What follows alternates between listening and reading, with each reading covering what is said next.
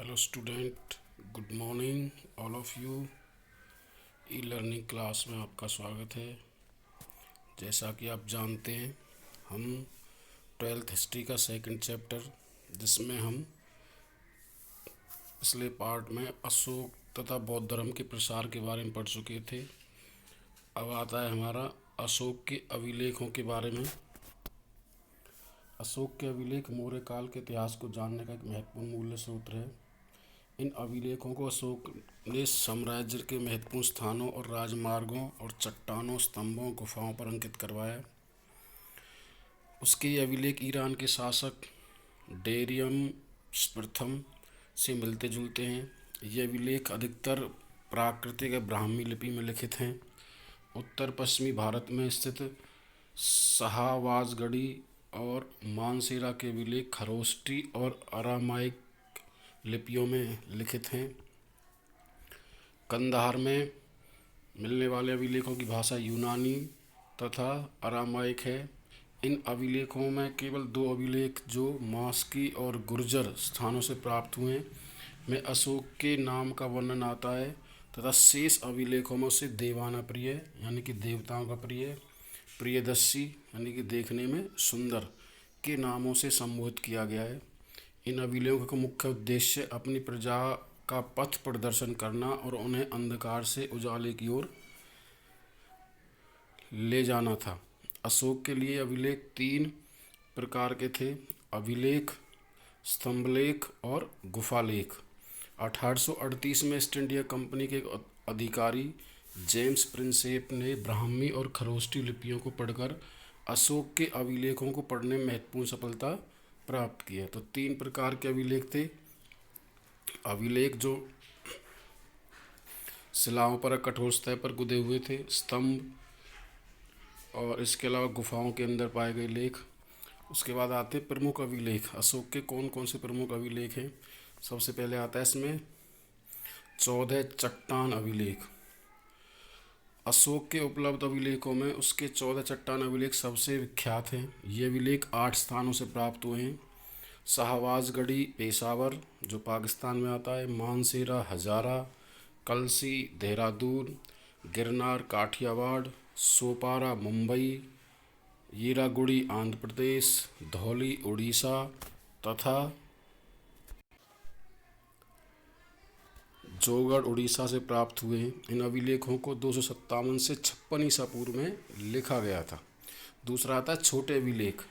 ये अभिलेख रूपनाथ मध्य प्रदेश, सहसराम बिहार, वैरात राजस्थान, मास्की आंध्र प्रदेश, सिद्धपुर ब्रह्मगिरी और जटिंग रामेश्वर मैसूर नामक स्थानों से प्राप्त हुए। इसके बाद आता है भावरू अभिलेख। यह अभिलेख राजस्थान में स्थित भावरू नामक स्थान से मिला है। इससे यह ज्ञात होता है कि अशोक को बौद्ध धर्म से बहुत प्रेम था। चौथा आता है कलिंग के अभिलेख, उड़ीसा। यह अभिलेख कलिंग उड़ीसा के धौली और जोगढ़ स्थानों से प्राप्त हुआ है। इससे कलिंग राज्य की शासन व्यवस्था के संबंध में महत्वपूर्ण जानकारी मिलती है। उसके बाद है 7 स्तंभ लेख। अशोक के 7 स्तंभ लेख सुविख्यात हैं। ये स्तंभ लेख हमें दिल्ली, मेरठ, इलाहाबाद, टोपरा, लोहिया, नंदनगढ़ और रामपुरवा बिहार नामक स्थानों से प्राप्त हुए हैं। उसके बाद आता है 4 छोटे स्तंभ लेख।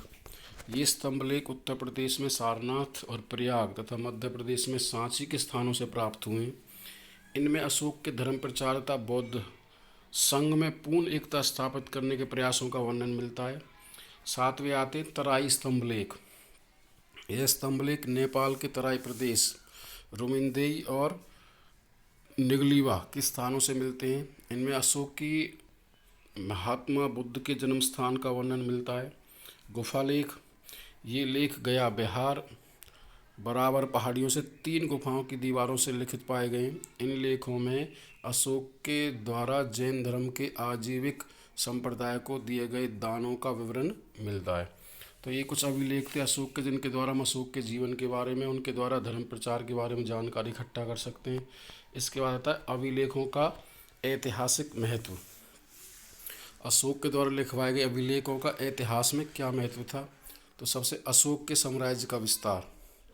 अशोक के अभिलेखों और स्तंभ लेखों से हमें उसके साम्राज्य के विस्तार के बारे में संपूर्ण जानकारी प्राप्त होती है कि उसका साम्राज्य उत्तर में काबुल से लेकर के दक्षिण में मैसूर तक और पूरब में खाड़ी बंगाल से लेकर के पश्चिम में अरब सागर तक फैला हुआ था। उसके बाद आता है अशोक की शासन व्यवस्था। इन अभिलेखों के माध्यम से कि अशोक किस प्रकार अपने राज्य पर शासन करता था उसके बारे में हमें जानकारी प्राप्त होती है। उसके बाद है अशोक का धम्म। अशोक के अभिलेखों, स्तंभ लेखों और गुफा लेखों से हमें ज्ञात होता है कि उसने धर्म के प्रचार के लिए प्रत्येक संभव प्रयास किया है। बड़ों का आदर करना, छोटों से प्रेम करना, अहिंसा, सच्चाई, धार्मिक सहिष्णुता, दान देना और सदा और पवित्र जीवन व्यतीत करने पर बल दिया है। अशोक और बौद्ध धर्म के बारे में अशोक के अभिलेख इस बात पर विशुद्ध प्रकाश डालते हैं कि उसने कलिंग के युद्ध के पश्चात बौद्ध धर्म को अपना लिया था। इस धर्म को लोकप्रिय बनाने के लिए उसने अनेक अथक प्रयास किए थे। उसके बाद अशोक का चरित्र। अशोक के अभिलेखों से उसके चरित्र के संबंध में बहुमूल्य जानकारी प्राप्त होती है। इससे ज्ञात होता है कि वह न केवल मनुष्यों बल्कि पशुओं से ही प्रेम करता था। उसने अपने राज्य में पशु हत्या पर प्रतिबंध लगा दिया। उसने बीमार पशुओं के उपचार के लिए अस्पताल खुलवाए। वह अपनी प्रजा कल्याण के लिए सदैव तैयार रहता था। उसके बाद आता है मौर्य कला। अशोक काल में निर्मित मूर्तियों, स्तंभों और गुफाओं से मौर्य काल में कला के क्षेत्र में हुए अद्वितीय विकास का ज्ञान होता है। अशोक ने ही पत्थर को तराशकर 15 से 18 मीटर ऊंचे स्तंभ बनवाए। इनमें अनेक स्तंभ तो 50 टन से भी भारी हैं। इन स्तंभों के छोरों पर अति सुंदर पशुओं की मूर्तियां बनाई गई हैं। पत्थरों पर बराबर गुफाओं की दीवारों पर जो पॉलिश की गई है उसे देखकर कला विशेषज्ञ भी चकित रह जाते हैं। विदेशों से संबंध। अशोक के अभिलेख और उनके विदेशों के संबंध के बारे में जानकारी प्रकाशित करते हैं। उनसे ज्ञात होता है कि अशोक के श्रीलंका, सीरिया, मिस्र और बर्मा इत्यादि देशों के साथ अच्छे संबंध थे। तो ये कुछ अभिलेखों की विशेषताएं जिससे अभिलेखों के माध्यम से अशोक के जीवन के बारे में जानकारी मिलती है। उसके बाद आता है अभिलेख शास्त्रियों की कुछ समस्याएं। यद्यपि अभिलेखों से इतिहास को बहुमूल्य जानकारी प्राप्त होती है, किंतु अभिलेख शास्त्रियों को इस जानकारी को इकट्ठा करते समय कुछ समस्याओं का सामना करना पड़ता है, जो इस प्रकार है। कई बार अभिलेखों की व्याख्या में तकनीकी बाधाएं होती हैं। उदाहरण के तौर पर जिन अक्षरों को हल्के ढंग से उत्कीर्ण किया गया था वे समय के साथ फीके पड़ गए, जिनको पढ़ पाना असंभव था। दूसरा आता है कुछ अभिलेख समय के साथ नष्ट हो गए। तीसरा आता है कई बार अभिलेखों के शब्दों के वास्तविक अर्थ के बारे में पूर्ण से ज्ञान हो पाना सुगम नहीं होता था। चौथा, इसमें कोई संदेह नहीं कि बड़ी संख्या में अभिलेखों की खोज की जा चुकी है, किंतु सभी अभिलेखों को पढ़ा नहीं गया है। पांचवा, अभिलेखों में अनेक लिपियों और भाषाओं का प्रयोग किया गया है। छठा, अनेक अभिलेखों में शासक का नाम भी अपेक्षाकृत उसकी उपाधियों का वर्णन दिया गया है। उदाहरण के तौर पर अशोक के अभिलेखों में उसे देवानाप्रिय और प्रियदर्शी के नाम से पुकारा गया है, ना कि उसके नामों से। सातवां, अभिलेखों में कुछ विशेष यह महत्वपूर्ण व्यक्तित्व अथवा घटनाओं पर विवरण दिया गया है। और आठवां, अभिलेख सदैव उन व्यक्तियों के विचारों को प्रकट करते हैं जो उन्हें बनवाते थे। अतः अभिलेख शास्त्री अन्य लोगों के विचारों को नहीं मान पाते। उसके बाद आता है अशोक का इतिहास में स्थान।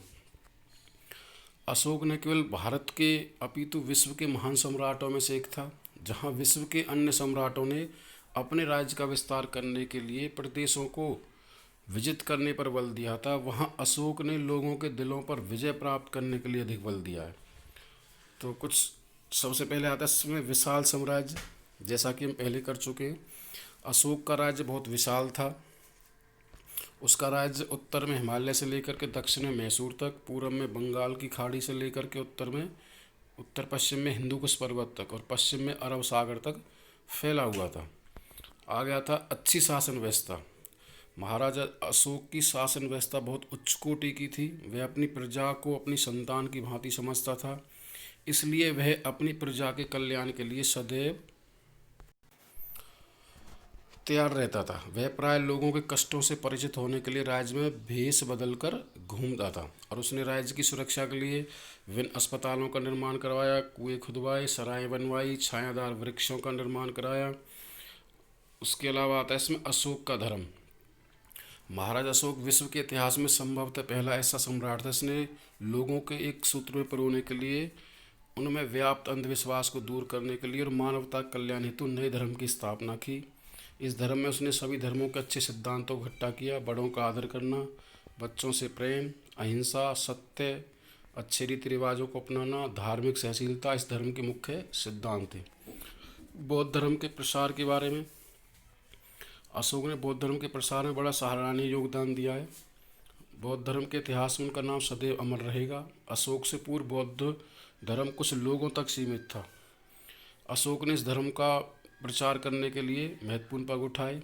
उसने विभिन्न अभिलेखों का निर्माण कराया, धर्म महामात्रों की नियुक्ति की, बौद्ध सभाओं का आयोजन किया। इसके अलावा अशोक ने अपने पुत्र महेंद्र और पुत्री संघमित्रा को श्रीलंका बौद्ध धर्म का प्रसार करने के लिए भेजा। शांति की नीति।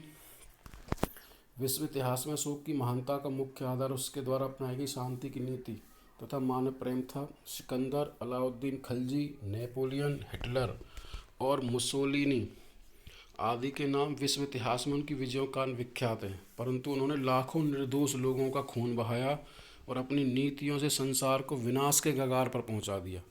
लोग उनके अत्याचारों से बहुत दुखी थे। उनकी मृत्यु पर लोगों ने सुख की सांस ली। महाराजा अशोक भी संसार के दूसरे राजाओं की भांति बहादुर था, परंतु उसने कलिंग के पश्चात सदा के लिए युद्धों का त्याग कर दिया। उसके बाद तक कला के क्षेत्र में उन्नति। अशोक के समय में मौर्य राज्य ने कला के विभिन्न क्षेत्रों में अद्वितीय विकास किया है। भारतीय कला का वास्तविक विकास अशोक के काल में आरंभ हुआ है। उसने श्रीनगर तथा ललितापट्टनम नामक दो सुंदर नगरों का निर्माण किया। उसने 84,000 स्तूप बनवाए। इनमें से सांची का स्तूप अपनी कला के लिए विश्व भर में विख्यात है। उसके द्वारा निर्मित स्तंभ भी कला का आकर्षण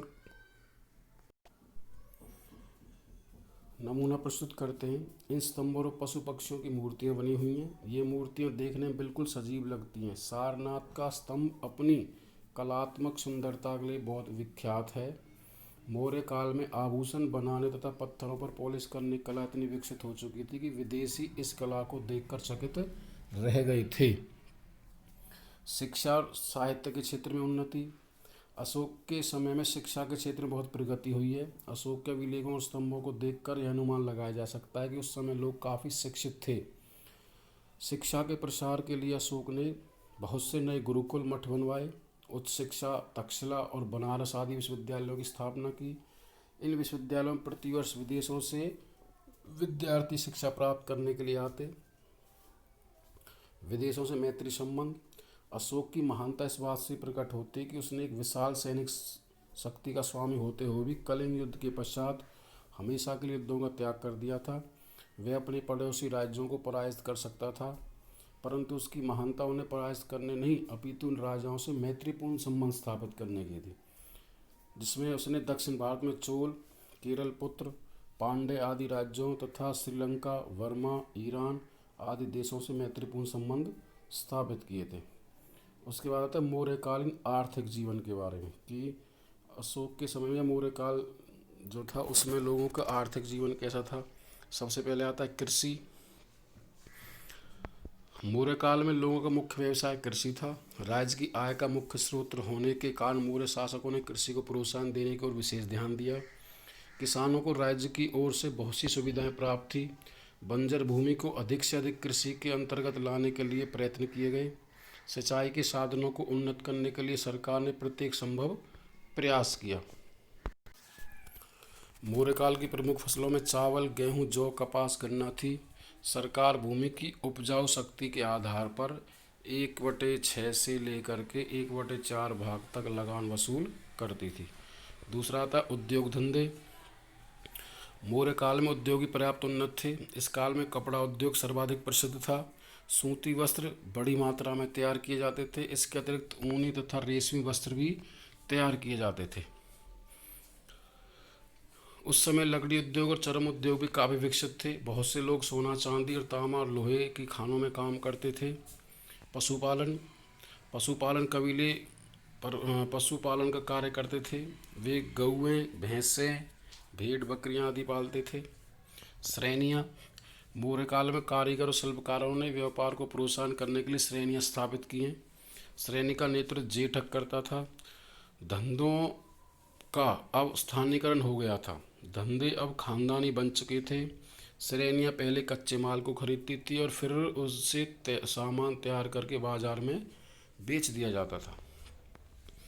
व्यापारिक नियम मौर्य काल में व्यापारों को उन्नत करने के उद्देश्य से बहुत से व्यापारिक नियम बनाए। तस्करों, वस्तुओं में मिलावट करने वालों को कड़ा दंड दिया जाता था। वस्तुओं के मूल्यों पर नियंत्रण रखा जाता था। माप तोल के पैमाने सरकार की ओर से जारी किए जाते थे।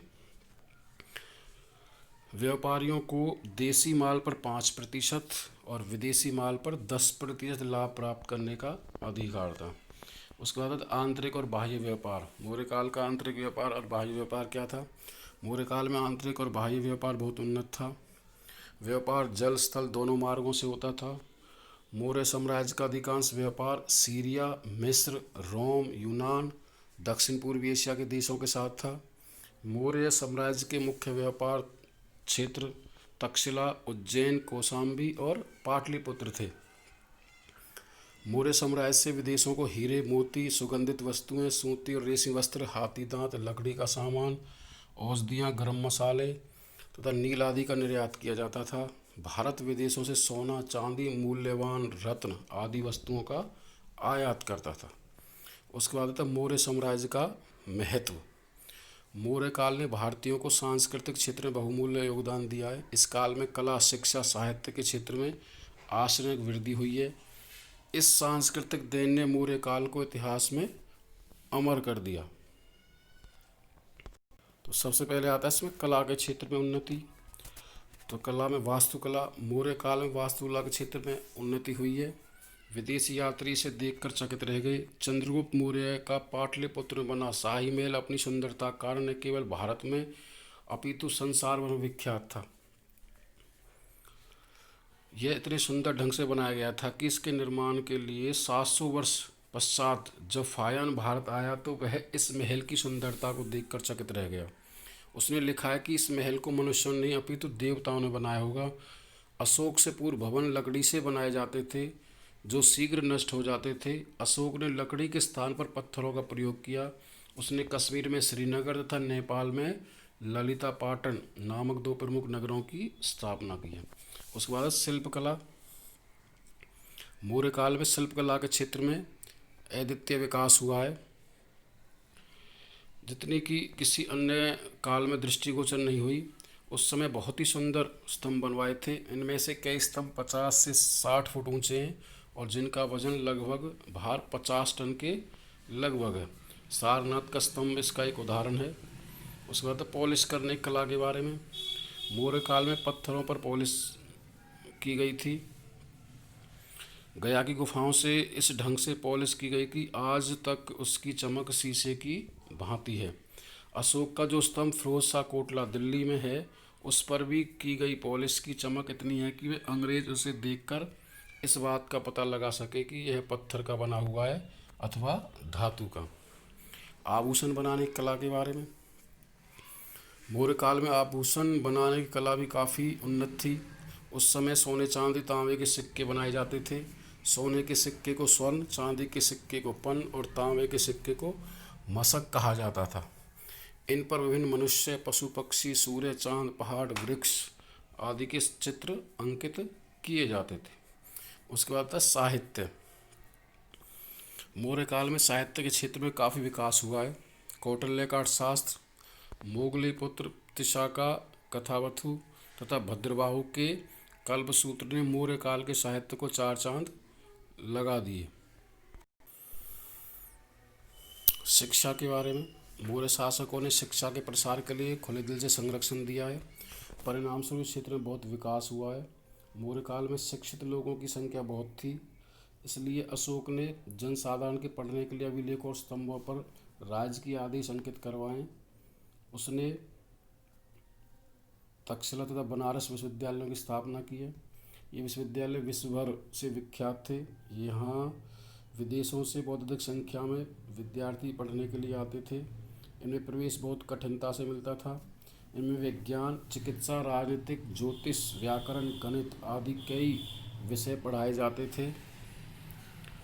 आगे आता है मौर्य साम्राज्य का पतन। चंद्रगुप्त मौर्य अशोक ने एक विशाल और संगठित राज्य की स्थापना की है। यह आश्चर्य की बात है कि साम्राज्य अशोक की मृत्यु के पश्चात 50 वर्षों के भीतर ही पूरी तरह छिन्न भिन्न हो गया। मौर्य काल के पतन के कुछ कारण। अशोक का उत्तरदायित्व। कुछ इतिहासकारों को विचार है कि मौर्य साम्राज्य का पतन अशोक के शासनकाल में ही आरंभ हो गया था। अशोक के कलियुग के युद्ध के पश्चात युद्ध नीति का सदा के लिए त्याग करना एक प्रमुख कारण माना जाता है। दूसरा था अशोक के दुर्बल उत्तराधिकारी। साम्राज्य की प्रगति सदा योग्य शासकों पर निर्भर होती है। चंद्रगुप्त और अशोक जैसे योग्य शासकों के कारण मौर्य साम्राज्य उन्नति के शिखर पर था, परंतु अशोक के पश्चात राज्य का नेतृत्व दशरथ, संप्रति और बृहदस्थ जैसे अयोग्य और दुर्बल उत्तराधिकारियों के हाथों में आ गया, जो एक पतन का कारण बना। तीसरा था उत्तराधिकारियों कानून का अभाव। मौर्य काल के पतन का एक मुख्य कारण उत्तराधिकारियों के संबंध में कानून का न होना था। इस कारण राजा की मृत्यु के पश्चात उसके पुत्रों में सिंहासन की प्राप्ति के लिए युद्ध आरंभ हो गया था। अशोक ने सिंहासन प्राप्त करने के लिए अपने 99 भाइयों की हत्या की, तब जाकर वो शासक बना। चौथा आता है तानाशाही शासन व्यवस्था। मौर्य शासकों ने तानाशाही शासन व्यवस्था की स्थापना की है। साम्राज्य की सभी शक्तियाँ राजा के हाथ में थी। उसके मुख से निकला प्रत्येक शब्द कानून माना जाता था। वह सेना का प्रमुख भी होता था। मंत्री तथा राज्यों के अन्य उच्च कर्मचारियों की नियुक्ति राजा के द्वारा की जाती थी। विशाल साम्राज्य। मौर्य साम्राज्य बहुत विशाल था। इस साम्राज्य की सीमाएं उत्तर में हिमालय, दक्षिण में मैसूर, पूर्व में बंगाल, उत्तर पश्चिम में हिंदुकुश पर्वत तक फैली हुई थी। और एक विशाल साम्राज्य होने के कारण आगामी शासक उसका शासन सही ढंग से नहीं कर पाए, जिसके कारण उसका पतन हुआ। छठा आता है राजधानी का केंद्र में न होना। मौर्य शासकों की राजधानी पाटलिपुत्र थी, परंतु वे राजधानी मौर्य साम्राज्य के केंद्र में नहीं थी, इसलिए वहां से दूरस्थ प्रदेशों को नियंत्रण में रखना कोई सहज कार्य नहीं था। ऐसी स्थिति से लाभ उठाकर गवर्नरों ने राज्य के विरुद्ध विद्रोह करने आरंभ कर दिए। उसके बाद कर्मचारियों के अत्याचार। मौर्य साम्राज्य के दूरस्थ प्रदेशों के कर्मचारी लोगों पर घोर अत्याचार करते थे। बिंदुसार के शासनकाल में तक्षशिला में विद्रोह हुआ। अशोक जब उस विद्रोह को दमन करने के लिए वहां गया तो लोगों ने कहा कि हमने तो बिंदुसार के विरुद्ध हैं और नहीं राजकुमार अशोक के, हमें तो दुष्ट कर्मचारियों ने बहुत तंग किया है, जो एक पतन का कारण है। आ गया था साम्राज्य का विभाजन। अशोक के समय तक मौर्य साम्राज्य में एकता बनी रही, परंतु अशोक की मृत्यु के पश्चात जालोक ने कश्मीर की स्वतंत्रता की घोषणा कर दी। वीरसेन गांधार में स्वतंत्र हो गया। शेष साम्राज्य की संपत्ति और दशरथ ने परस्पर दो भागों में विभक्त कर दिया। साम्राज्य का यह विभाजन मौर्य वंश के लिए घातक सिद्ध हुआ। उसके बाद है वित्तीय संकट, धन की कमी। चंद्रगुप्त मौर्य ने शासन में वित्त के महत्व को समझते हुए बहुत कुशल आर्थिक प्रबंध की स्थापना की है। अतः अशोक के शासनकाल तक जो साम्राज्य की वित्तीय स्थिति अच्छी रही। अशोक ने जन कल्याण कार्यों जैसे स्तूप, विहार, अभिलेख, स्तंभ लेखों आदि का निर्माण करवाया। इससे राज्य के कोष को भारी क्षति हुई। अशोक के उत्तराधिकारियों के शासनकाल में कई प्रदेशों के साम्राज्य से अलग हो जाने के कारण सरकार की आय में भी कमी आई। राजकोष खाली हो गए, जो पतन का एक कारण बना। विदेशी आक्रमण। मौर्य साम्राज्य दिन प्रतिदिन अस्थिर होता चला आ रहा था। ऐसा स्वर्ण अवसर देखकर वैक्ट्रियों के यूनानियों ने डेमेट्रियस के नेतृत्व में मौर्य साम्राज्य पर आक्रमण कर दिया। शीघ्र ही उन्होंने मौर्य साम्राज्य के उत्तर पश्चिम क्षेत्र पर अधिकार कर लिया। इस प्रकार विदेशी आक्रमणों ने लड़खड़ाते मौर्य साम्राज्य पर भारी आघात किया। उसके बाद था ब्राह्मणों का विरोध। श्री हरप्रसाद शास्त्री ने यह विचार प्रस्तुत किया कि मौर्य साम्राज्य के पतन का मुख्य कारण ब्राह्मणों का विरोध था। अशोक ने बलि प्रथा बंद करवा दी थी। उसने धर्म प्रचार के लिए धर्म महामात्र नियुक्त किए। अशोक ने एक अभिलेख में ब्राह्मणों को झूठे देवता कहा था। इन कारणों से ब्राह्मण वर्ग मौर्य साम्राज्य के विरुद्ध हो गया। अपने अपमान का प्रतिशोध लेने के लिए सेनापति पुष्यमित्र, जो कि ब्राह्मण था, ने मौर्य साम्राज्य के शासक बृहदस्थ की हत्या करके शुंग वंश की नींव रखी। और लास्ट में आता है पतन का तत्कालीन कारण। पुष्यमित्र मौर्य शासक बृहदस्थ का सेनापति था। वह स्वयं सम्राट बनना चाहता था। इसी उद्देश्य से उसने 185 ईसा पूर्व में बृहदस्थ की हत्या कर दी और शुंग वंश की नींव रखी। इस प्रकार मौर्य साम्राज्य का पतन हो गया। Thank you all of you. Safe home, stay home.